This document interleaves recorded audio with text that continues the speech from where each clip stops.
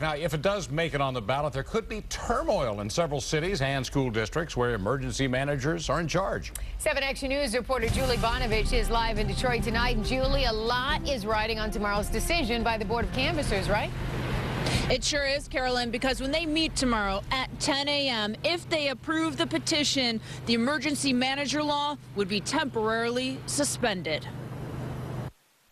The numbers are there, over 225,000 signatures gathered since last June. If the petition is approved, voters will decide whether or not to repeal the emergency manager law in November. Our hope is that they will respect the will of the people, all the people that put in the work, respect the democratic process, and give people the opportunity to vote on this issue. Greg Bowens is with the Stand Up for Democracy Coalition. Their group and those against Public Act 4, the emergency manager law, believe it strips the voters of the democratic process. When you get an emergency manager, all that goes away, and they want it back. But supporters of the law believe it helps struggling communities get out of debt.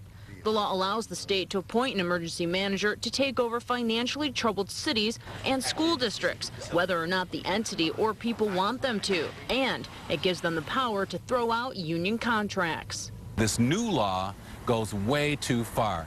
Republican, Democrat, liberal, or conservative, we can all agree that in America, we vote to decide the future of our country. The Detroit and Highland Park public school systems and the cities of Pontiac and Ecorse are currently under emergency manager rule. The city of Detroit recently avoided an emergency manager with a consent agreement.